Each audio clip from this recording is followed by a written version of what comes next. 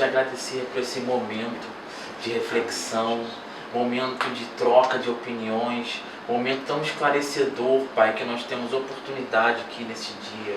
Pai, onde cada um vai colocando e vai agrupando ali as suas ideias e tudo vai criando uma sinergia, Pai. Nós te agradecemos por isso. Pai, nós colocamos aqui, meu Pai, o desejo de cada um que está dentro dessa sala em Tuas mãos e dos seus familiares.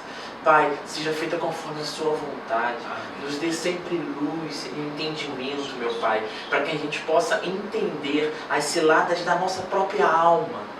Meu Pai, em nome de Jesus, nos dê luz e entendimento para que a gente possa entender também, meu Pai, muitas das vezes a incoerência do nosso irmão, da nossa irmã. Meu Pai, nos dê luz e sabedoria.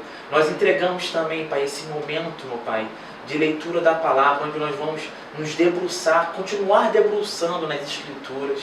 Pai, por favor, nos guie por esse caminho. O caminho, meu Pai, que só Tu sabes, meu Pai, como é bom para nós internamente. Meu Pai, nos dê luz, nos dê sabedoria para que a gente possa entender. E que o Teu Espírito venha falar, meu Pai, individualmente no interior e no coração de cada um nesses momentos. Em nome de Jesus. Em nome de Jesus. Amém.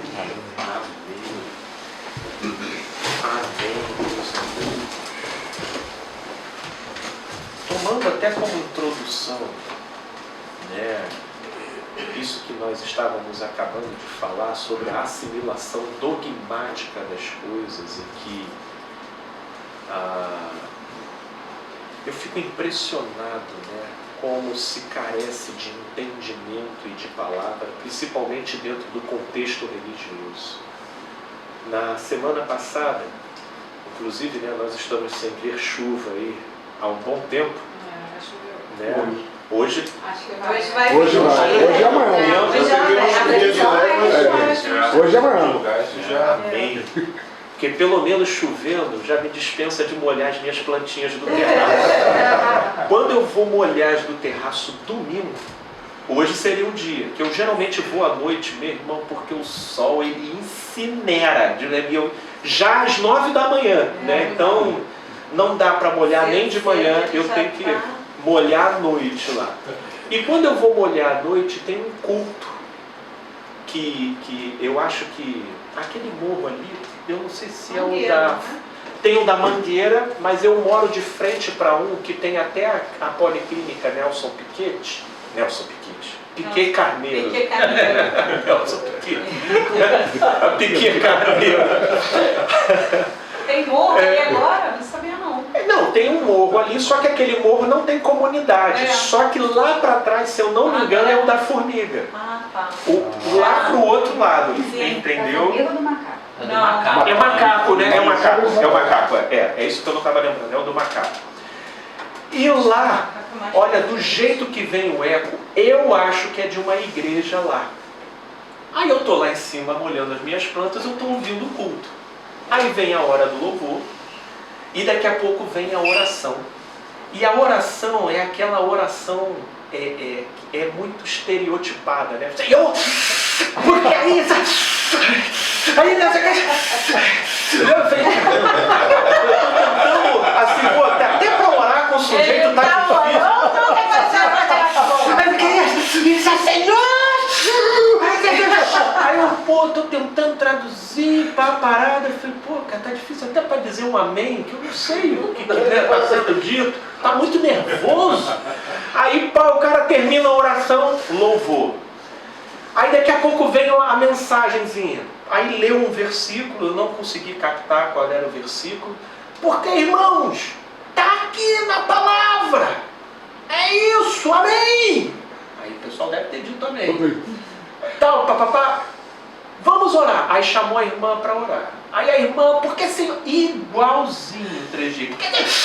Porque falei, agora o outro, como é que desenvolve uma similaridade de linguagem, né? Aí eu já fui até entendendo, mas a cada 2 palavras é 5 glória. Porque glória, porque aleluia, glória. Eu falei, aí daqui a pouco louvor. Agora vamos chamar o grupo jovem para cantar. Aí o grupo jovem canta. Agora vamos chamar um irmão para cantar. E bota o playback, vai cantando e tudo mais. Aí acabou o culto. Aí eu falei assim, cara, é uma reunião de catarse mesmo, né? É para catarse psicológica. Você chega lá, você está meio estressado. Aí você ouve que você é vencedor. Que você é vencedor, que Deus está contigo e tudo mais. Papai, e aí você sai, você não revê nada, você não é confrontado com nada, você não é levado a refletir nada. E aí é por isso que a gente Você vê... tem que ir de novo, porque Isso, você para não poder... foi sofrendo. Você tem que ir de novo. Para fazer dessas reuniões uma espécie de ansiolítico, né, religioso. Você vai lá, dá uns berros, glória, uns terra, pá! Aí você despressuriza, volta com aquela sensação boa de que você não está matando, não está roubando, não está estuprando, entendeu? E aí você sai para casa com a sensação de que você está conectado com o divino. E aí, meus amigos, é isso que eu queria refletir, porque isso coloca a gente muito na esteira do que em geral acontece com a gente, embora isso que eu esteja falando aqui já não seja a realidade, pelo menos de ninguém que está aqui, mas eu quero chamar a atenção, né, para uma dada experiência aqui em cima de um texto até, que é conhecido. Lá em Mateus, no capítulo 19, sobre o episódio do jovem rico, né? Sobre o episódio do jovem rico.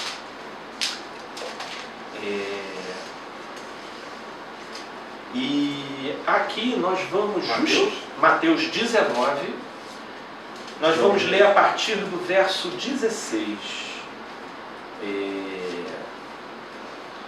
A partir do verso 16. E nós vamos entender como que o Evangelho de Cristo Jesus nos leva para águas muito mais profundas do que a lei, a regra e as proibições conseguiriam nos levar e produzir em nós. E eu creio que existe uma ilustração muito bacana nesse episódio do jovem rico e que vai nos convidar aqui a boas reflexões. No verso 16 começa assim: E eis que alguém, aproximando-se, lhe perguntou a Jesus: Mestre, que farei eu de bom para alcançar a vida eterna? Só essa pergunta aí, ela me chama a atenção.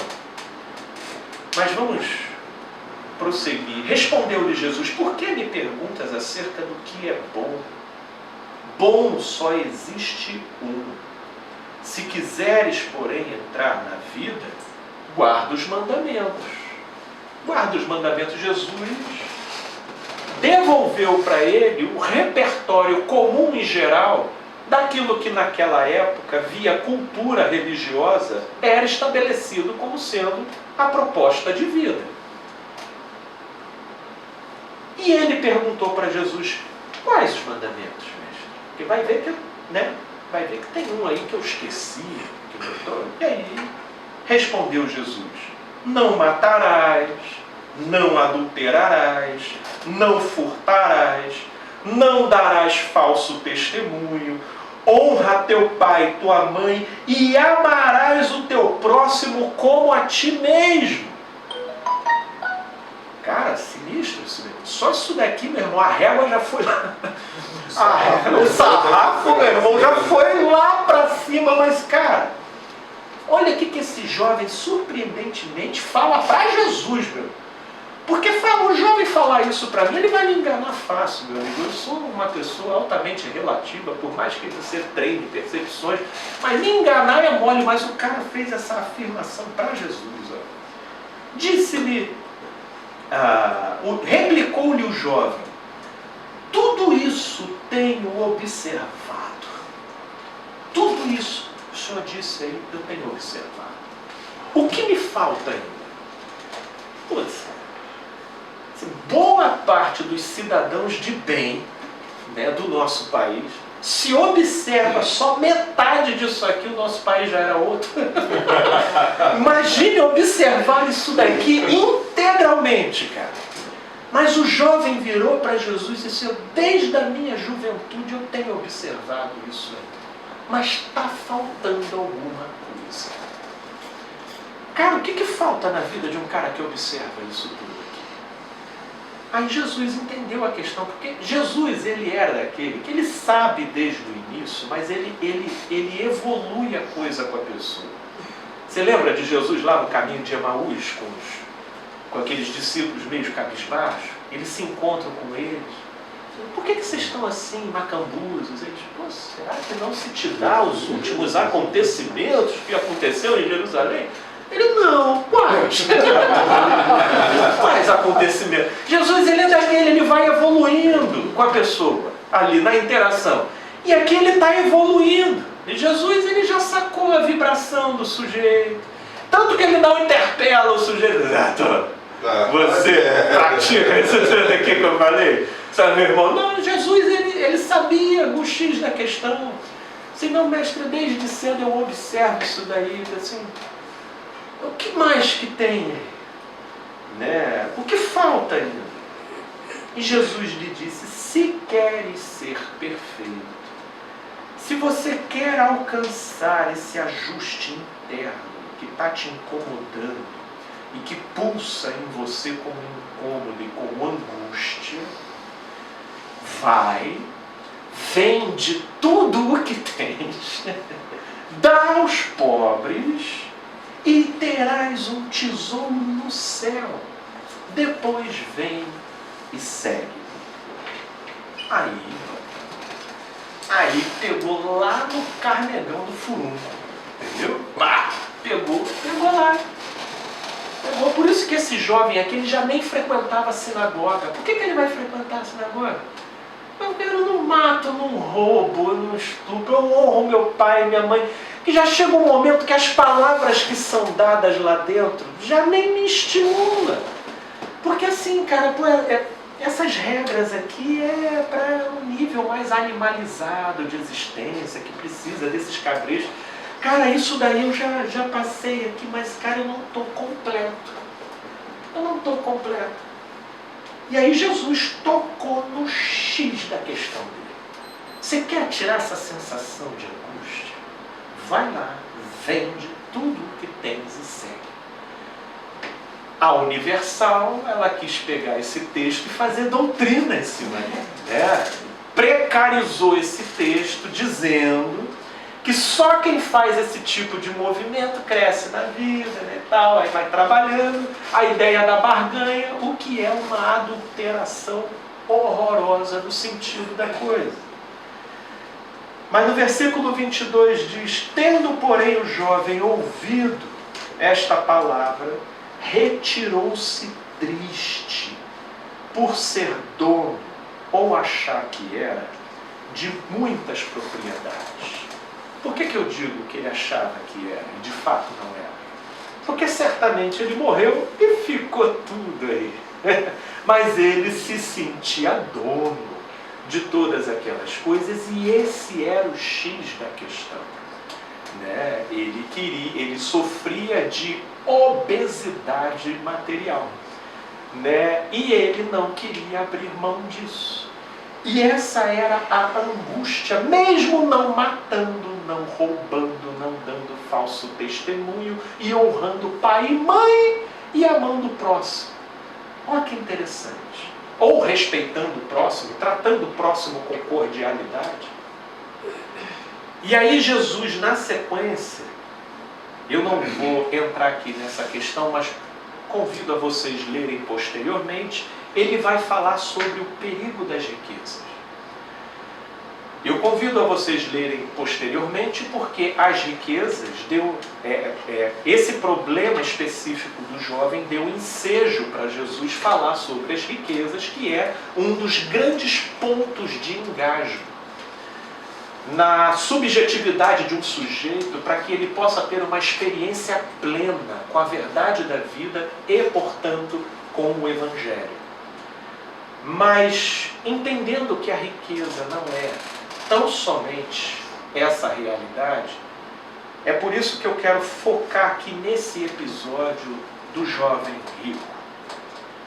Porque a grande verdade é que a maioria de nós se sente acossado e premido na direção da espiritualidade por conta das nossas violações morais dentro daquilo que é estabelecido pela cultura como sendo o certo e o errado.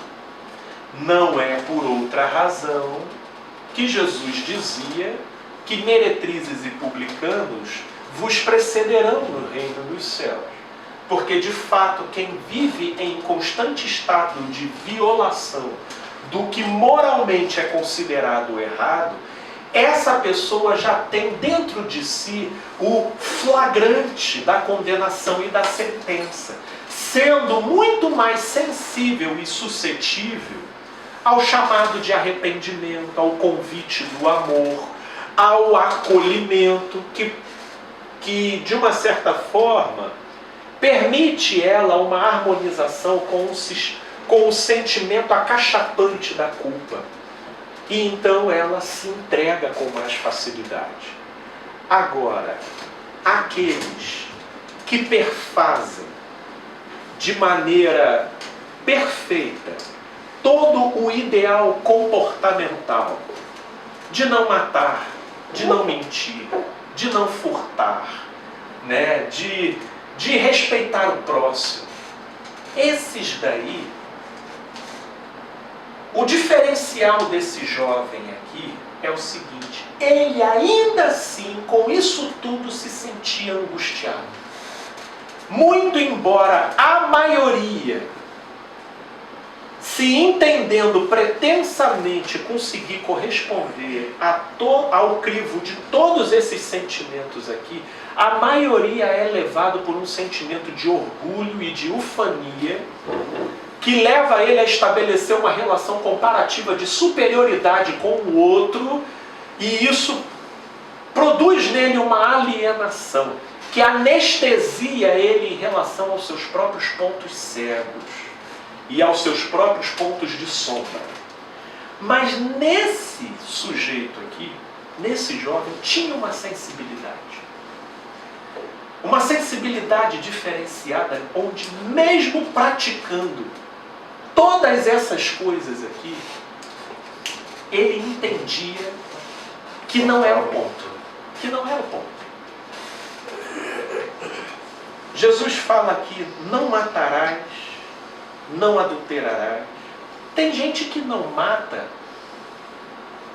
por propensão natural mesmo. O sujeito não é propenso a matar. E não é. Ele não mata.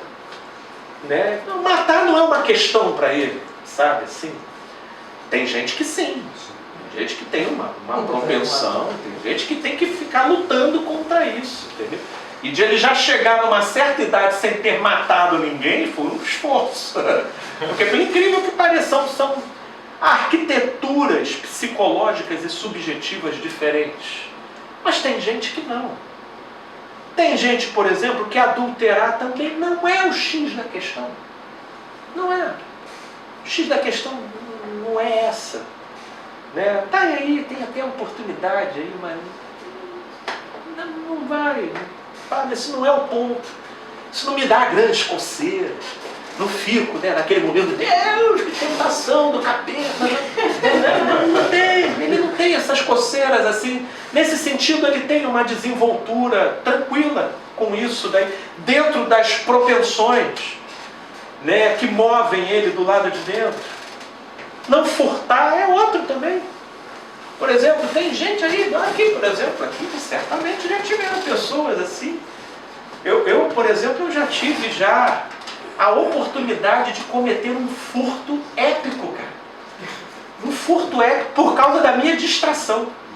Eu tenho uma padaria que é lá próximo da clínica, e que cara, quando eu entro em certos pensamentos e raciocínios, cara, eu entro em transe. E aconteceu uma certa celeuma naquela época que eu não vou lembrar. E que aquilo me colocou em alfa. E eu tinha a missão ainda de passar na padaria para pegar pão para levar para casa. Na minha distração, meu amigo, eu entrei dentro da padaria, fui lá, peguei o pão, saí sem pagar. Entrei, fui no estacionamento do prédio, entrei no carro. Quando eu cheguei no carro, que eu parei para ligar e tudo, aí eu olhei para a saca e vi o pão. Cara, foi justamente isso que aconteceu. Eu falei assim, cara, pão tá aqui. Aí eu parei e fui sintonizando. Cara, eu paguei. Fiquei assim, cara, geralmente tem uma filazinha lá, né, no pão. Cara, eu não me lembro de ter parado na fila, cara. Aí eu falei assim, cara, a única forma de eu matar isso daqui, aí eu fui lá na minha conta para ver se tinha tido um débitozinho do valor do pão, porque quando o cara pesa o pão lá, ele bota. Eu fui ver, cara, não tinha.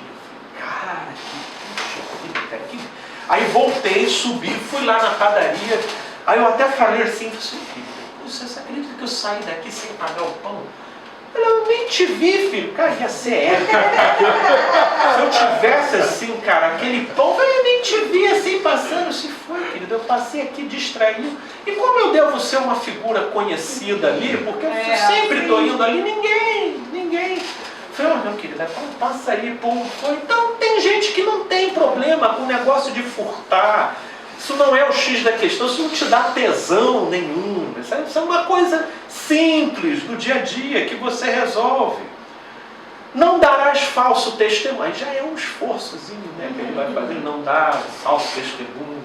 Mas tem gente que, tem gente até que carrega uma lisura em relação a isso, né, do tipo, não, eu não vou falar não. Chega a ser admirável, né? Assim, pô, que bacana, né? O sujeito que ele não tem problemas com isso daí, né? Honrar o pai e a mãe, meu Deus. Tem gente que se anula para honrar pai e mãe, né? Anula suas próprias realizações, entra numa relação neurótica para poder ajudar, não sabe discernir a fronteira de até onde vai e não vai e tudo mais. Tem ali, meu amigo, a família dele passa fome, mas a mãe não pode passar. Isso daí, em termos de conjuntura, isso aí não... Tem muita gente que tem facilidade para esse tipo de coisa sem maiores problemas. E amar o teu próximo, passa lá, boa noite na portaria, boa noite para o motorista do ônibus, bom dia para o motorista, bom dia, tudo bem? Bom dia para o motorista do Uber, opa, bom dia, tudo bom? Tratando com cordialidade, sempre procurando não utilizar as palavras politicamente incorretas, para não fazer, segurando. Tem gente e cria-se, então, uma elaboração, né? Porque esse amar ao próximo como a si mesmo, isso é um conceito, né? E cada um ele vai estabelecer uma tradução do até que ponto isso tem uma veracidade. É por isso que o entendimento dessas coisas sob uma perspectiva legalista, isso, por um lado, podem produzir pessoas sem maiores efeitos nocivos de comportamento para a sociedade, mas, por outro lado, isso pode dar agasalhos de falsas sensações de completude, de perfeição, de poder, de superioridade moral em relação a outras pessoas. Só que nesse jovem aqui havia uma sensibilidade diferenciada. Ele praticava essas coisas, mas ele ainda tinha angústia. Ele tinha angústia. Aí é que eu volto para dizer da experiência inicial que eu estava dizendo, dessas pessoas que vão na igreja e cujo culto não gera reflexão nenhuma, confrontação nenhuma, né? E as pessoas vão lá, elas cumprem rigorosamente a situação, todo domingo elas estão lá, elas vão presente. É para dar dízimo? A gente dá o dízimo. É para dizer, eu te amo no amor de Jesus, eu digo isso para o meu irmão. o que? Fazer a sexta-feira do sopão lá em Madureira. Vamos lá, sexta-feira do sopão em Madureira. É para fazer evangelização no hospital. Vamos lá fazer evangelização. Ela vai seguindo todos os protocolos, mas ela está constantemente angustiada. Porque mesmo seguindo todos os protocolos daquilo que é estabelecido como sendo o critério de religiosidade, de espiritualidade vigente, de conexão com Deus, ela não tem sossego. Ela fica com aquela vibração culposa dentro dela. Ela fica com aquela lacuna lá dentro que é difícil até de você expressar o que é. Aí você vai conversar com o pastor e ele vai dizer que é o quê? Diabo. Se esse cara aqui fosse conversar com o pastor da Universal, você acha que ele ia ouvir o quê? O pastor da Universal ia dizer para ele: dê o dízimo, frequente o culto todo domingo, participa das reuniões de oração e tudo mais. E ele falou assim: pastor, desde a minha mocidade eu tenho feito isso. O que mais que tem? Aí é diabo. Aí é diabo. Aí a gente agora tem que orar. Tem que orar porque é diabo, porque o diabo que está tirando a tua paz. Né? Tu já deu 3 carros para a igreja aqui, você ainda está se sentindo incomodado? Entendeu? Então o que é isso? É diabo? É ou não é o diabo? Não ia fazer o que Jesus de repente recomendou aqui, né? Para poder seguir, porque na verdade, ou iria fazer, mas da seguinte forma, que Jesus pediu para ele vender tudo, né? Mas dar aos pobres. A Igreja Universal vende tudo e traz para cá. Já deu 3 carros, tem outro 4 escondidos aí. Três carros, tu tem que dar um pouquinho carro do teu filho. Não, tem que ser eles, pô. Tu reteve a Ferrari na garagem. Então, olha só, então essa questão da teologia da prosperidade é um protocolo moral, então. A pessoa se sente abençoada porque eu tenho, né? E se eu não tenho é porque o diabo está tirando de mim. E se eu não tenho, ou a angústia que eu sinto por não conseguir me adequar a esse sistema é denominado de diabo. Porque as pessoas não sabem identificar isso. Está aqui plausível, era um homem rico. Sim. Ele não tinha problemas com dinheiro, né? Ele tinha posses. E ele seguia todos os protocolos estabelecidos acerca do que seja o bom comportamento. Mas a questão, o ponto dele estava intocado, que era um apego demasiado com tudo o que ele tinha. E aí entra, por exemplo, uma fala de Jesus, quando ele diz que aquele que quiser vir após mim, negue-se a si mesmo, tome a sua cruz e siga dia após dia. Quem usa esse termo dia após dia é Lucas, lá no Evangelho. Dia após dia. A religião pegou esse versículo e precarizou ele na medida em que trata ele na forma de doutrina e não de um princípio de vida. Como que você torna um princípio de vida uma doutrina? Quando você quer uniformizar o significado dele para todos. Então o que a religião faz? Ela, em nome do fato de que você tem que negar a si mesmo, a religião quer dizer para você o que você precisa negar. Então ela quer dizer que bebida você pode beber, que bebida você não pode beber. Ela quer dizer que roupa você pode vestir e que roupa não é para você vestir. Ela quer dizer que endereços você tem que frequentar e quais são os endereços que você, se puder, nem pode passar em frente. Então, nisso ela está dizendo, você está negando a si mesmo.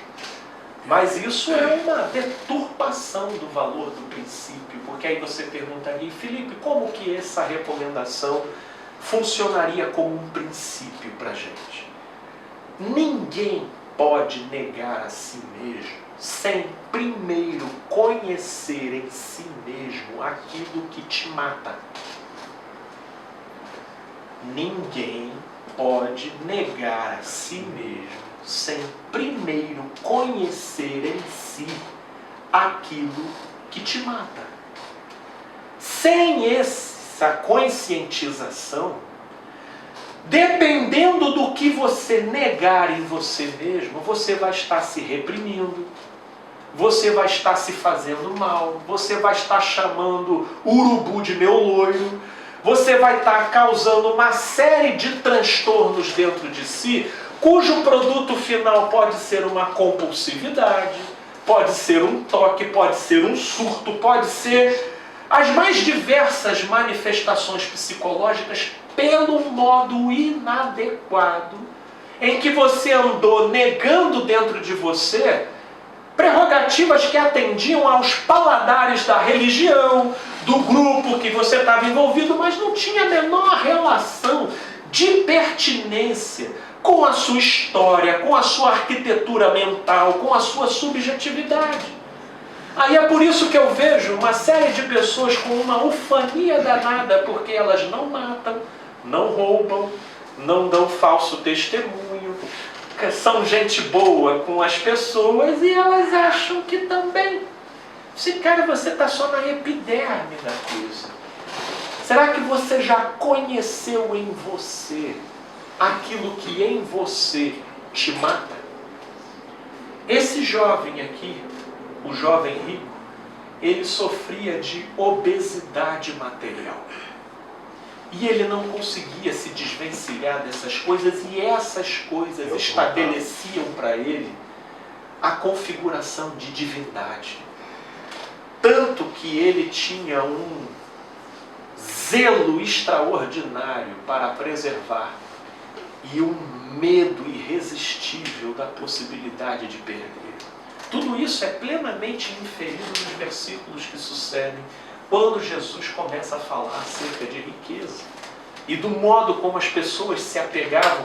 E quando Jesus vira para ele e diz: se quiseres ser perfeito. Em outras palavras, Jesus está dizendo: se você quiser silenciar essa angústia,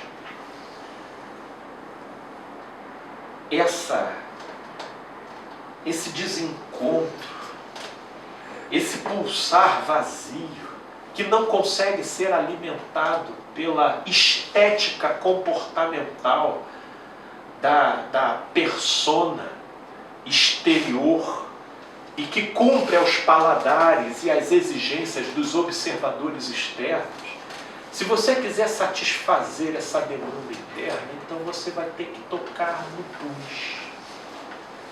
E aí tem muita gente aqui, né? Muitos de nós, a nossa questão não é matar, não é roubar. A nossa questão é o modo como a gente cultua o nosso apego aos nossos bens. O modo como a gente cultua o nosso apego ao olhar do outro. O modo como a gente diviniza nossas relações familiares e atribui sobre elas um peso tal que o que eles falam acerca da gente possui peso superior a qualquer afirmação que Jesus já tenha proferido sobre nós. Alguns aqui que debruçam um peso imenso sobre a sexualidade e o sexo, sobre os medos, sobre o medo, sobre a ganância. Muita gente extremamente gananciosa e chama isso de, não de ganância, mas de objetivo de vida. Chama isso daí de meta. Não, isso é uma ambição saudável, mas ele não presta atenção que se tiver que ser, ele devora quem tiver na frente para poder subir, para poder alavancar. A gente não presta atenção no como a gente tem um pavor extraordinário. Não é o pavor, o medo normal que a gente psicologicamente tem das nossas vivências normais, mas são pessoas com pavores extraordinários de perder o emprego. Porque se perder o emprego, ela já não tem como se identificar e como se entender como gente, no modo como ela se coloca na interação com as pessoas. Com as pessoas. E ela cultua o emprego que tem e ela nem percebe. Tem gente que cultua a família. E mesmo sem enxergar que a família está em frangalhos, o modo como ela cultua aquela família a leva a passar por cima das verdades que estão vigorando ali dentro. Mas como ela não consegue lidar com o contraditório de ser relativizada pelo olhar das pessoas sobre ela, ela permanece numa mentira só para poder preservar o status de estar casada. Que é o que Jesus, por exemplo, afirmava quando ele dizia: se o teu pé direito te escandalizar, arranca-o e lança-o para longe de ti, porque mais vale entrar maneta no reino dos céus do que ir com o corpo inteiro lá para onde há choro e ranger de dentes. Mas frequentemente as pessoas estão querendo ir lá para onde há choro e ranger de dentes, do que promover em si as saudáveis amputações, para que o corpo inteiro não fique gangrenado por aquilo que em si se manifestou como um tumor de ser.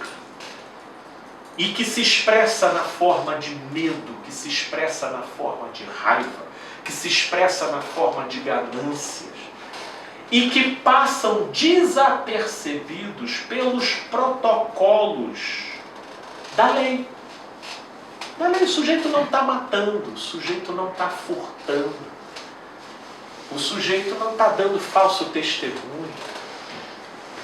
O sujeito respeita pai e mãe, não deixa pai e mãe desassistido.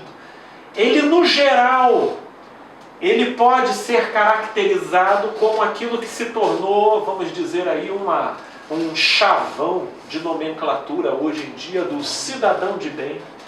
Ele é um cidadão de bem, mas a angústia de você ser confrontado na parte que te concerne, daquilo que mexe com você, te domina, vibra dentro de você e produz em você um estado alterado de ser, e que por vezes você não é confrontado com o pior dos cenários, porque, por exemplo, tem gente que vive com medo de perder o emprego e nunca perde.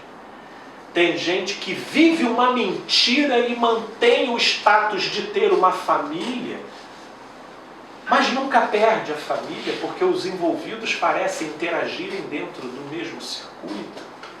Esse jovem rico tinha nas riquezas o seu maior problema, mas não necessariamente perdeu a riqueza, embora esse fosse o seu maior medo. E aí é que está o X da questão. Muitos vão passar por essa vida não necessariamente vivendo a confrontação com a perda daquilo ao qual se estabeleceu uma vinculação excessiva, exagerada, viciante, e que ao olhar das pessoas ele vai passar batido, porque em termos das regras gerais ele está absolutamente justificado, né? E esse conflito é um conflito interno que você sabe que a voz materna na sua vida é exagerada. Você sabe que a maneira como você se submete ao seu marido ou à sua esposa ou ao contexto familiar é exagerado. Você sabe que você tinha que ter determinados posicionamentos e isso te relegaria muito menos confusões, mas você se mantém agasalhado nesse posicionamento que lhe é muito conveniente, que que te incomoda, mas você fica consolando, pelo menos eu não estou matando, eu não estou roubando, eu estou considerando, e fica aquela pendênciazinha interna lá dentro e que você não deixa a luz do Evangelho entrar lá e te aperfeiçoar de uma maneira ampla, de uma maneira até que ponto dentro de você você permite a luz do Evangelho entrar para te iluminar. Porque essa luz do Evangelho é mais penetrante do que espada alguma de dois gumes. E penetra até a divisão da alma e do espírito, das juntas e medulas, e é apta para discernir os pensamentos e intenções do coração. E ela vai Para te incomodar mesmo, para te cortar mesmo. para trazer à luz aquilo que precisa ser identificado, aquilo que precisa ser trabalhado. Né? Tem pessoas aqui, por exemplo, que já assumiram uma certa agressividade no trato com pessoas, geralmente dentro de contexto familiar. Inclusive eu já vi muito, são pessoas de uma reputação impecável para o lado de fora. Mas para o lado de dentro do circuito familiar, são seres draconianos, estúpidos, agressivos, que às vezes só a família do lado de dentro sabe, às vezes, a dicotomia e, por que não, a esquizofrenia do sujeito em relação ao que ele passa para o lado de fora, ao que ele é do lado de dentro. E como é uma situação do lado de dentro, que a esposa não separa, que os filhos não se afastam e que não há nenhuma maior confrontação em relação a isso, então ele vai ficando, ele vai deixando, ele vai sendo assim, ele vai agindo assim. Do lado de fora, ou com a própria família, ele jamais admitiria que tem uma angústia, que tem um incômodo ali, que lá no fundo incomoda, produz, mas ele vai soterrando isso. Soterrando porque eu tenho que falar assim. Inclusive eu já ouvi de algumas pessoas: Felipe, se falando assim as coisas já estão do jeito que estão, imagina se eu parar de falar desse jeito. E aí forma essa teoria, a teoria que respalda a mentalidade do desaforo e do desaforado. E do desaforado. E aí, por exemplo, como é uma pessoa que não mata, que não furta, que não dá falso testemunho, que tem respeitabilidade geral dentro da praça, quem vai apontar alguma coisa? Quem vai dizer alguma coisa acerca desse ponto? Porque, principalmente, aquele tipo de apego, por exemplo, tem gente que tem um apego divinizante por família. Do ponto de vista da moral, sobretudo cristã, isso é errado? Não é? Isso não é errado. Mas o modo como o sujeito teme perder, e o modo como o sujeito acha que tem que ter, aqui nas calibrações internas, isso está fora do prumo. Isso já exerce uma função de divindade dentro do sujeito, para além das prerrogativas do próprio Evangelho sobre ele. Assim somos nós nas defesas de medos, no modo como a gente estabelece certos recuos, no modo como a gente abraça determinadas posturas, e o pente fino da lei e das regras morais não consegue detectar. É o tipo de caspa e de piolho que passa batido. Tu vai passar o pentezinho lá e aquilo dali não vai sair no pentezinho, vai ficar lá. E o sujeito vai ficar relegado àquela angústia de ser, àquele dilema de ser. Por exemplo, Jesus disse, né, não estejais ansiosos por coisa alguma. Né? E esse é uma proposta de vida altamente desafiadora para os dias de hoje. E certa feita chegou um jovenzinho para poder conversar, porque ele estava tendo achaques de ansiedade ao ponto de ele não conseguir, de ele ter branco na hora que ele ia fazer as provas dele lá. E aí ele falou: Felipe, como não ficar ansioso? Eu falei assim: olha, primeiro nós vamos procurar o que você está divinizando, para depois a gente entender o modo como a sua energia psíquica está se comportando. E a gente chegou rapidamente à conclusão de que o que ele divinizava era a instituição que ele estava para passar. E do modo como ele se aplicava e do modo como ele estudava, inclusive por ter angariado uma certa fama de que ele era inteligente no meio do grupo, então sobre ele se criou uma expectativa de que ele tinha que passar, meu irmão, porque ele era o cara que ia passar. Se ele não passa, toda a persona que foi criada na interação entre ele e o grupo ia ser desmantelada. E como é que ele, um jovem daquela idade, iria refazer essa persona diante de tal cobrança? Logo, a instituição que ele estava pleiteando uma vaga vira uma divindade. Porque se ele passa, ele vai para os Campos Elíseos. Se ele não passa, ele vai para o inferno criado pela nossa própria psicologia de ver as coisas. Né? É isso daí que não passa no pente. Porque se for olhar pela lei, meu Deus, o jovem ele está estudando para passar numa instituição de algo que vai conferir um currículo para ele e vai preparar ele para o mercado de trabalho, porque a vida é assim. Moralmente você não tem aonde agarrar. Esse seria um que chegaria para Jesus e diria: mestre, o que hei de fazer para conseguir dormir de noite? Aí Jesus ia virar e dizer: honra teu pai e tua mãe. Pô, minha mãe mais diz para eu estudar o que eu mais faço. Então nesse quesito aí eu estou tranquilo. Eu falei assim: não furtará. Eu falei: pô, cara, só penso em livro. Né? Então não vai ter problema. Não adulterará. Eu falei assim: cara, nem namorando eu estou focado nos estudos. Não matará. Eu falei: eu não tenho o menor interesse nisso. Eu falei assim: é só isso? Não, tem algo mais. Aí Jesus: então você quer realmente encontrar paz, né? Se fosse com um pastor, o que esse jovem ia dizer? É diabo. É diabo. Você faz isso tudo e você não está conseguindo dormir de noite? Exu caveira. Vamos agora fazer aqui a oração para expulsar o Exu caveira. É nesse nível que se trabalha a coisa. O que Jesus viraria para esse jovem? Eu entendi.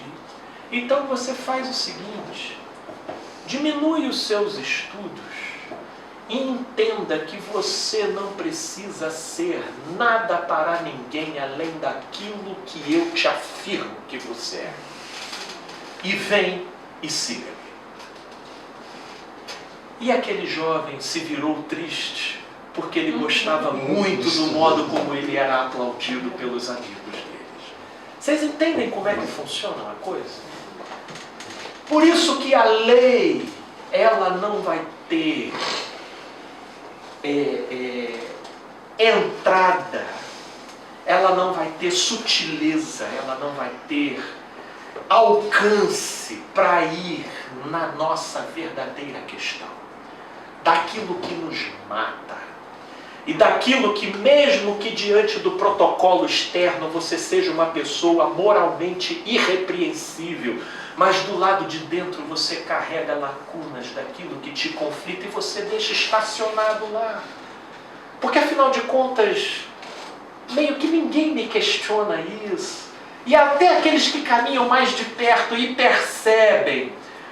Mas eu meio que já aprenderam a conviver com esse meu jeito, com esse meu traço, então deixa aqui, porque toda vez que eu mexo nisso daqui é um suadouro de sentimentos e de sensações e que vai me dando um trabalho que, meu amigo, fazer gestão disso e ainda ter que pensar nas contas que eu tenho que pagar, no meu filho aqui que está dando um aborrecimento, lá no trabalho que eles estão no ritmozinho, melhor deixar isso daqui. É tudo aquilo que trabalha com a tua alma, né?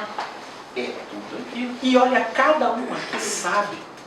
Eu estou aqui tentando trazer exemplos, para só aguçar a nossa criatividade, mas é aquilo que você sabe lá dentro, que opera, e que ao invés de a gente olhar de frente, a gente vai tentando fazer a melhor maneira de conciliar aquilo com a nossa realidade, de maneira a eu não mexer naquilo e eu continuar vivendo bem, pelo menos com a sensação mais aproximada do que aquilo represente. Porque, por exemplo, eu não duvido que esse jovem rico saiu da presença de Jesus pensando assim, cara, eu vou dar umas esmolas gordas, sabe? Vou pegar uns esmolão e vou ver se passa essa angústia. Era isso que eu ia te perguntar.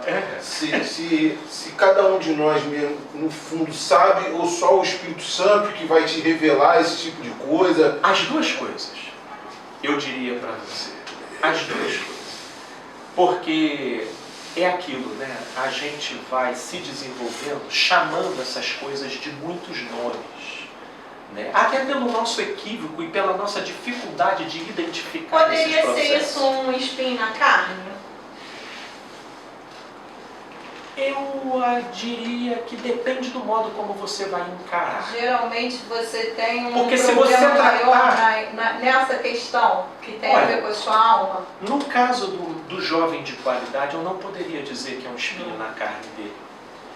Porque o que nós estamos colocando aqui é algo que tem chance de ser tratada e de ser trazida para a luz. O espinho na carne, ele já sugere a ideia do inevitável. Você vai ter que conviver com aquilo. Entendi. Você vai ter que lidar com aquilo. Paulo, por exemplo, no contexto de Paulo, por 3 vezes ele pediu para que aquilo fosse tirado dele. Né? E Deus disse, a minha graça te basta. Uma pessoa tomar esse tipo de coisa, pelo menos nos moldes e no espírito do que nós estamos tratando aqui, como espinho na carne, isso poderia descambar para um certo cinismo. Né? Sim. Porque a pessoa assim, esse é o meu espinho na carne, eu vou ter que conviver com isso. Dependendo se nós temos uma questão neurológica, né, aí nós já estamos indo para um caminho diferente. Porque você já não está totalmente com a questão dentro do seu arbítrio. Aqui, com o jovem de qualidade, a confrontação que Jesus fez com ele, você vai, vende e segue. Isso tudo pertencia ao campo do livre-arbítrio do jovem. Ele podia ter ido lá. Se Paulo, por exemplo, tivesse o arbítrio de pegar aquele espinho na carne, Paulo teria feito. Mas não houve esse arbítrio. Por isso é que talvez esse contexto, ele não se aplique, porque aqui nós estamos falando daquilo que, embora nós temos arbítrio, é possível, mas como é trabalhoso, a gente prioriza uma série de coisas. Não deve ter muito problema para poder... Olha, não é incomum. Eu dentro lá do consultório, a gente vai trabalhando, com a pessoa, e chega um momento que a pessoa... mas é difícil, né, Felipe? Sim, querido. Mas trabalhar isso daí dá trabalho, querido. Não quero enfeitar o papel aqui dizendo que não. Porque dá. Porque eu costumo dizer, olha, isso se chama o crossfit da consciência. Vocês já viram o crossfit? Como é que eu nem sei quantos fazem aqui o crossfit. Cara, não vem dizer que aquilo é fácil, não, meu irmão. Levanta esse pneu aí. Meu, vai levar 5 dias para levantar aqui. Do jeito como eu tô hoje em dia, meu irmão, ia ser muito esforço. Aí eu fico vendo, cara, meu irmão. Fico vendo lá os camaradas. Eu tenho uns camaradas aí que a gente segue no Facebook. Eu fico vendo, eles vão gravando os videozinhos, eu vou olhando, porque, meu irmão, cansa só de olhar. Eu ia fazer, cara, eu ia ter que passar. E tem uns outros vídeos que você vai vendo, a destreza, não sei se vocês já viram, isso é muito típico do TikTok.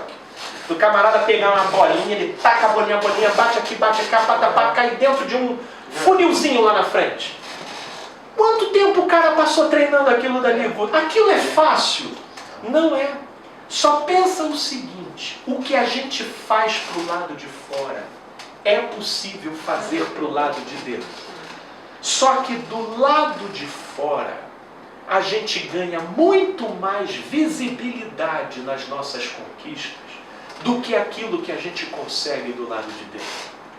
Se você conseguir domar o seu cérebro do lado de dentro, quem vai reconhecer isso? Quem vai chegar e dizer, aê, Raquel, amor, que maravilha, então você... Isso é entre Só quem ganha é você, né? Só não tem plateia para poder bater palma para você e dizer... Sabe, por exemplo, quem ia dar plateia para o jovem? Até que esse jovem rico ali, ele ia ter uma plateiazinha, mas, meu Deus do céu, ele ia entrar para o grupo dos excluídos. Você ia sair da nata ali, pô, e ele ia entrar e dizer, tô andando com Jesus. Né? Pô, com aquele ermitão lá de Nazaré. Esse tipo de conquista é só aqui dentro. É por isso que Deus fez as coisas inteligentes. Por isso que o caminho é estreito. Só passa você. O caminho não é estreito para denotar a ideia de que é apertado, não. O caminho é estreito para denotar a ideia de que só passa você. Aí a pergunta é isso que você quer? É isso que eu quero? É isso que nós queremos? Aí a gente vai lá para o culto da igreja que eu estava falando hoje. Ele vai dizer... Da oração, é glória, tal, pai, sai. É mais fácil. Felipe, é que me incomodou esse texto aqui pela questão... Imagino. Tem me incomodado mesmo. E o que eu falo, por exemplo, você falou deixar o evangelho entrar, a luz, né? E não é só pedir, não é só pedir ao Senhor, não é só pedir ao Espírito que isso aconteça. Você tem que entender você mesmo, é isso. Você tem que compreender, né, a tua fraqueza. A tua fraqueza. Isso. Como que aquilo na vida funciona, se aquilo te acrescenta, se aquilo te tira do eixo, se não te tira. Olha, eu vou falar uma coisa simples aqui. Eu às vezes tendo a ter um pé pesado no trânsito, né? E frequentemente isso foi uma das coisas que mais me tirou do eixo. E esses dias eu fui com a Michele. Eu fui com a Michele Ele está falando com você ontem. Eu fui com a Michele, voltando com a Michele, o Bruno está ciente, porque ele viu o Bruno, inclusive me deu um Vale Night, né? Bruna ficando com o meu filho. Né? E a gente foi no Japião, voltando da Grajaú, Jacarepaguá, teve uma formação de carro ali que eu fiquei meio sofrido e passei. Aí a Michele chegou a Michele agarrou o negócio. Aí assim, Felipe, pô, vamos curtir aqui um pouquinho, né? Não precisa de pressa, a gente chegar vai pegar o Paulo, né? Mas aí ela virou e falou, mas é mais forte do que você, né? Aí, eu voltei a mim, eu falei, cara, olha o que aconteceu aqui. Eu matei, eu roubei, eu dei falso testemunho, eu podia florear para ela ali, eu falei assim, não, amor, não, o pessoal, parece, vai ler um gibi, né? Vai ler um gibi, fica nessa lente. Cara, eu poderia ter levado para todos os caminhos, mas eu quis ser honesto comigo ali. Não, cara, teve um excesso aqui. Desnecessário, eu não estava levando ninguém infartado no banco de trás, entendeu? Para justificar a atitude e tudo mais. Não tem, aí você é honesto, assim, eu não quero essas coisas me controlando. Aí você volta, diminuir, e você volta, e vai. Graças a Deus, a minha esposa, ela tem a arte de uma delicadeza, que ela sabe que quando eu entro nas minhas intensidades, ela fala, mas ela entra com tato. É por isso que estamos casados até hoje, né? Porque vai tendo um entrosamento, aí você volta, vai voltando, assim, vamos lá. Você vai. Mas isso... Felipe, nessa... É dia após dia. Enquanto estivermos com isso daqui, é dia após dia. Mas é mais confortável a gente pressupor que as coisas aqui dentro andam no piloto automático. E aí a gente vai voltando toda a nossa atenção do lado de fora. E o terreno aqui dentro vai ficando baldio. Vai crescendo grama, vai crescendo tudo. Até que, como é que hoje em dia as pessoas despertam? Em geral. Quando acontece uma loucura, um sujeito filma e posta na web. Aí, meu amigo, cai todo mundo em cima, aí é que o sujeito vai ver, né? Que nem aquela menina do Big Brother. E né? Deu uma baldada na cabeça dele. Quantas falas, quantas anulações, quantos autoritarismos. Mas a princípio não estava matando, não estava roubando. Né? A princípio, ama pai e mãe, cuida bem. Ou seja, a pessoa nem repara, né? A linha geral. Se enxergar. Nós hoje estamos vivendo na época do politicamente correto. Vai sendo muito difícil você ver. Por isso que isso daqui é um clamor para a interioridade. Jesus, ele primeiro, quando o camarada pergunta, o que eu faço para conseguir a vida eterna? Jesus vai dizendo pelos parâmetros mais básicos. Você bem, vamos começar com beabá, faz bar. Você olha, não, matarás, então não, até aí vai tudo. Só que eu sinto aqui, então não é suficiente. Aí Jesus, para ele, fez o favor de colocar ele de frente com a questão dele. No meu trabalho, o tempo todo que eu estou conversando com as pessoas, é ouvir a história das pessoas para colocar ela de frente com o falso self dela. Você olha isso aí, esses exageros aí, você chama de eu sou assim, mas esse eu aí está te matando. O que você vai fazer com ele? Né? Você vai viver chamando o urubu de meu loiro? Vai viver tentando, usando a sua inteligência para poder compatibilizar o seu falso eu com a sua realidade? Porque a gente faz assim, a gente dá voz para o falso eu e a consciência vem a reboque querendo culpar Deus e o mundo. Porque a vitimização é um recurso, né? No trânsito, então, né? O otário é sempre o cara do outro carro. Né? Já notou? É sempre. É fácil você. Mecanismo de evasão, isso vem desde o Éden. Né? Desde o Éden. Adão, foi a mulher que tu me deste aqui. Essa mulher aqui no paraíso. Eva, pô, essa serpente aqui, pô, como é que apareceu essa serpente aqui? Só a serpente que saiu em silêncio. Né? Quando você se depara, é um mal-estar, né? Isso daí, o nosso orgulho não nos permite admitir. Mas quem é honesto sabe aqui dentro. Eu estou falando que eu passei por isso na sexta. A Júlia no cinema com os amiguinhos.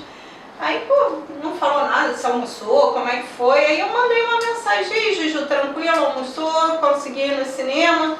Aí só vi assim, mamãe, vou voltar com você. Aí eu, já acabou? Que horas acabou? Aí botou assim, 6 horas. Isso era 6h13, tô indo pra aí. Eu falei, bom, então ela tá vindo, né?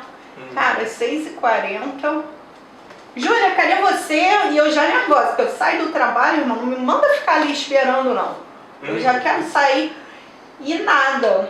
Aí, depois ela... mamãe, eu tô indo, desculpa, celular, não sei o quê. Aí eu, pô, já irada, eu falei assim, não, pega o ônibus e vai direto pra casa. Não vem pra cá não, que eu tô indo embora. Aí eu saí, aí eu falei, pô, será que essa garota tem dinheiro? Aí continuei ligando e nada, né? Aí fala com um, fala, pô, você sabe da Júlia? E o Júlia, não, porque pegou outra sessão, uma confusão. E eu já, né, cara, com ódio do mundo. Eu falei, cara, eu só queria sair sexta-feira e caminhando, fazer minha caminhada. Só isso que eu queria. Peguei o ônibus 607 no Mar pela Clarimundo, fui parar em Cascadura. Cara, que ódio, cara. E aí, eu sei que chegou no final, ela tinha saído do cinema antes, porque eu não tinha terminado o filme. Ela saiu antes porque eu mandei ela embora. Gente, mas tá aqui, eu mandei ela embora porque ela falou que estava vindo. E pra mim o filme tinha terminado às 18. Então, conclusão, não, ela teve uma dor de barriga, falou que ia embora. Aí melhorou, foi no banheiro, melhorou, não falou mais comigo, esqueceu. E a mãe ficou lá, aí eu cheguei em casa, mas tão irada. Depois eu sentei, eu falei, Ana, não dá mais pra ficar nisso não, filha. Não dá mais pra, entendeu? Ela tem 15 anos. Olha só, você vai no cinema, não me liga, não me avisa, só se estiver presa, no hospital, pegou fogo, aí tu me liga. Fora isso, não vai pro meu trabalho, não me liga, não diz que vai comigo. Entendeu? Começa a ter a tua autonomia, porque senão... E aí eu fiquei com mal-estar, porque eu fiquei muito irritada e mostrei para as pessoas que eu estava muito irritada com ela. Eu cheguei em casa e eu fiquei mais... Eu falei, olha isso aqui, olha isso aqui. Você me falou isso, porque aí eu já tinha falado com o Jorge. Aí o Jorge, pô, Júlia, sua mãe, não sei o quê. E aí ela falou assim, mas eu vou embora porque ela mandou. Eu mandei porque ela falou que estava vindo. Aí foi aquela confusão. E eu falei assim, cara, e eu fiquei com mal-estar, Felipe. Depois eu fiquei com raiva não dela, mas de mim, por causa da minha reação. E você vê como que esse é um contexto totalmente favorecido pela cultura. Por quê? É o amor de uma mãe por uma filha. Mas eu achei exagerado. Não é normal? Normal, na cultura. Eu achei tá que matando. aquilo me fez mal. Não, mas aí é uma sensibilidade Eu falei, que você tem, que você viu, que você saiu, que você entra numa vibração. Agora, quem quer encarar isso daí? Esse plus. Depois eu fiquei com raiva de mim, não mais da situação dela, já entendi, adolescente, tudo bem, mas eu fiquei com raiva de mim pela minha reação. Tanto Jesus sabia disso que essa era uma outra fala de Jesus. Aquele que não aborrecer pai, mãe, irmão, filhos, marido, esposa, por conta de mim, não é digno de mim. Porque esses vínculos, sendo moralmente justificados, eles dão os maiores ensejos para os descontroles. Para os descontroles. Então você trouxe até uma ilustração perfeita de como uma coisa moralmente legítima pode dar agasalho para distorções dentro da gente. E que a lei, ela jamais teria alcance para alcançar isso. A lei não. Pela lei, você, normal, justificar, mas você lá no íntimo. Você, olha, não matei, não roubei, não fiz nada e tudo, mas não foi normal. Não foi a minha melhor versão que esteve aqui interagindo nesse ponto. Meus amigos, a minha oração é para que Papai do Céu ilumine a nossa mente, a nossa consciência, a fim de que a gente saiba identificar os tentáculos e a atuação sutil do nosso falso eu, que se passa de eu, mas na verdade é uma propensão adoecida da nossa natureza e que a gente precisa diariamente identificar e mortificar. Qual é a nossa glória com isso? Ganhar a fama de santo perante os homens? Não. É o bem-estar, né? Ir provando progressivamente de uma paz que excede a todo entendimento. E isso daí é singular. É muito mais vivido do que capaz de ser falado sobre o que isso seja. Pegando esse teu gancho aí, eu fiz uma pergunta para o Caio. Porque eu tenho um problema crônico, a gente já até conversou sobre isso, talvez você não lembre. E aí eu ficava assim, isso é espinho na carne ou isso é um problema que eu tenho que tratar? E aí eu não quero cair no espinho na carne para não ficar nessa coisa como você fez, né? Espinho na carne, né? Então não depende de mim. E aí eu mandei uma pergunta para o Caio que eu vou postar aqui para vocês, porque ele me respondeu. E foi muito legal, que ele me respondeu. Eu peguei no sono assim, foi depois do almoço, e eu acordei. Quando eu acordei, o Braulio estava falando, tem uma pessoa aqui perguntando. E a minha pergunta foi de Deus mesmo. E a minha pergunta foi assim, Caio, todos nós temos que ter um espinho na carne? Eu queria saber o que eu tenho, entendeu? Essa é a questão. E Caio, na sua sabedoria, porque Caio é muito sábio. Ele não sabe quem eu sou, então primeiro ele vai dizer o que seria um espinho na carne. Né? Eu não sei quem é ela, né? Não sei qual é o conceito que ela tem de espinho na carne. Então deixa eu dizer aqui.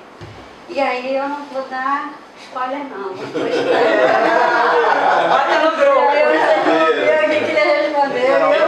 Eu me senti, né? Perfeito, que bom, meu. Então vou ter umas 2 mensagens pra gente responder. É muito show, né? O Caio também já me respondeu uma vez, quando a minha primeira filha, quando ela morreu, eu mandei uma mensagem para ele sobre isso. Aí ele me respondeu também. No mesmo programa. Eu também, só que eu dormi no dia, não consegui ver a resposta dele, depois eu achei o programa e ele me respondeu. Eu falei, caraca, eu não acredito nisso. Muito legal, né? Olha, quando ele voltou pro Brasil, ele estava na Eu nem rádio, frequentava numa o rádio caminho. dando uma entrevista. Assim, quando ele Nem voltou, frequentava assim, em aquele 2001, 2000, não sei o que, né? 99, eu peguei e mandei uma mensagem pra rádio. Que, poxa, que legal, o Caio Fábio tá aí, não sei o que. Aí você tinha que deixar o nome, tinha que deixar o telefone. Ele mandou um fax, naquela época era fax, né? Ele mandou, não, mentira, ele me ligou. Olha, eu queria te agradecer por você. Esse Caio Fábio me ligou. Porque não tinha mensagem, não tinha nada. Ele pegou e me retornou uma mensagem que eu tinha mandado pra rádio. Cara, eu fiquei assim. Que bacana. Legal. Ele é Muito muito bom. show, cara. Ele sempre foi muito show. Pô, isso é muito bacana que você falou, né? Então é muito difícil a gente fazer essa reflexão e olhar pra gente mesmo e ver que o problema às vezes é nosso, né? Pô, teve uma vez no trânsito, cara, que eu fiquei numa guerra de Fórmula 1 com um cara, né? Fiquei numa guerra Eu de sei Fórmula 1 bem o com que um que cara, é. mano, eu sei que fica literalmente... Bolinha também, né, Eu Bolinha? não deixava passar, Hoje, meu irmão. Eu sei que horas depois esse cara me encontrou no trânsito. Ele olhou assim pra mim, cara, tu já parou pra pensar que se eu tivesse com uma arma aqui eu teria te matado? Aí eu fiquei olhando assim pra ele, caralho. Não pensei nisso não, cara. Por isso que eu fiquei fazendo essas coisas com você, mas... O cara, na boa, seria na serenidade, cara. Cara, eu não entendi por que você tá com essa briga comigo. Tu tá me fechando, tu tá achando que eu tô te fechando, mas eu não tô. Se eu tivesse armado aqui, eu poderia ter feito uma desgraça, cara. Olha só. Pensa bem o que você tá fazendo aí. Foi mal, desculpa. Ontem a gente estava junto, Jane, né? Aí eu falei, pô, Jane, o cara chegou com o maior carrão, e esses homens, tu sabe, né? Eles se sentem das galáxias, assim, só porque tá com carrão. O cara chegou e pá! Aí eu falei, pô, dei uma de Felipe, né?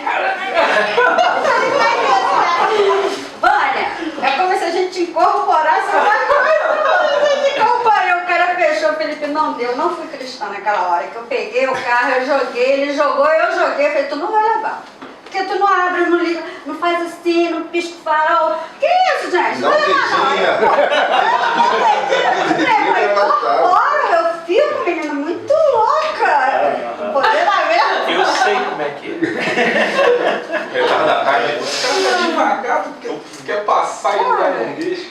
E isso tudo são telas de projeção onde vai sendo explicitado aquilo que a gente, podendo observar, ou a gente vai justificar, que é o mais cômodo, e você vai ter aquilo dali atuando, ou você vai tomar aquilo como ocasião, por mais constrangedor que tenha sido, para você, não, a gente vai...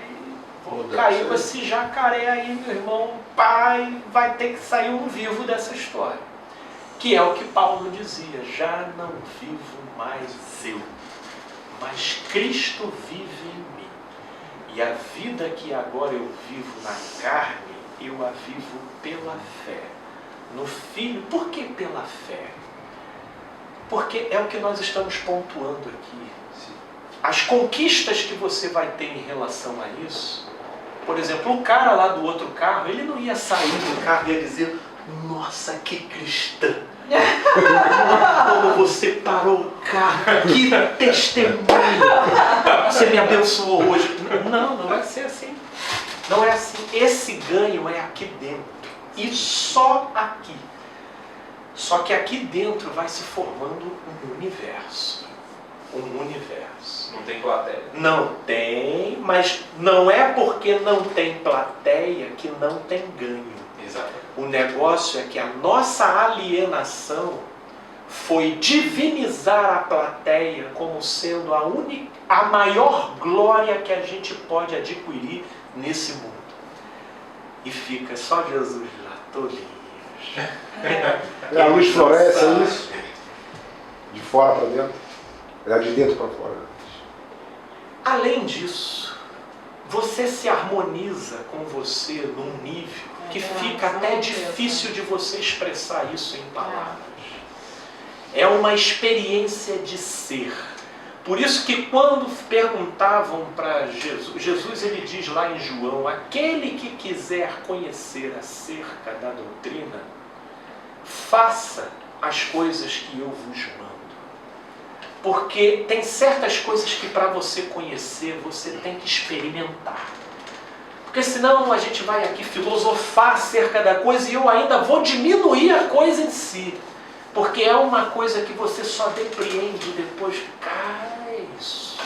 E aí quando você vai provando o gostinho, você, meu irmão, eu vou domesticar esse cérebro. O prazer é diferente. Aqui. Quando é por fora, você se enche de você, de um monte de coisa. Agora quando sai, você fica vazia, assim, leve, né? Aquela coisa assim. Por isso que às vezes o perdão deve ser tão difícil, né? Porque muitas das vezes é tete a tete, não tem plateia, não tem. Às vezes é contigo. Aqui, né? Isso. Por isso que às vezes E às vezes até a plateia te incentiva a sua raiva, a sua amargura. É legítimo. Né? E isso porque é legítimo. Né? Eu peço muito, vamos até fazer uma oração nesse momento, para a gente poder estar bem na marca. Meu Pai de amor, eu te agradeço por esse momento, por essa reflexão e pelo modo como se irradiaram inúmeras reflexões e perspectivas. Meu Deus, que essa luz se aprofunde dentro de nós e que já não venhamos a trabalhar com a ideia da vergonha e do constrangimento a partir de tudo aquilo que vem a eclodir de dentro de nós, mas que tenhamos nessa eclosão a oportunidade para nos enxergarmos e para sermos tratados pela manifestação da Tua luz e do Teu amor. Amém.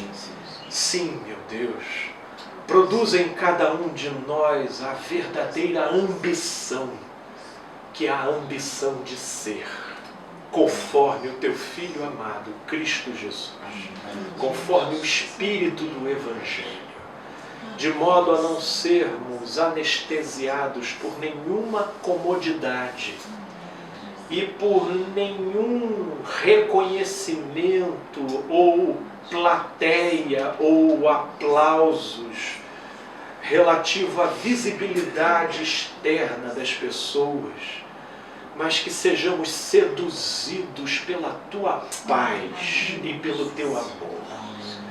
E venhamos a provar uma maneira de ser que é até difícil de explicar, mas que vai fazendo tudo se encaixar e se harmonizar dentro de nós. Fala aos nossos corações, mostra, ajude-nos a identificar e conceda-nos a Tua graça, porque afinal de contas tudo o que temos e tudo o que somos vem de Ti. Amém. Capacita-nos, ó Pai, conforme o Teu amor. Esse é o meu pedido e essa é a minha gratidão pelos que aqui estão e pelos que nos ouvirão posteriormente. Em nome de Jesus. Amém. Amém.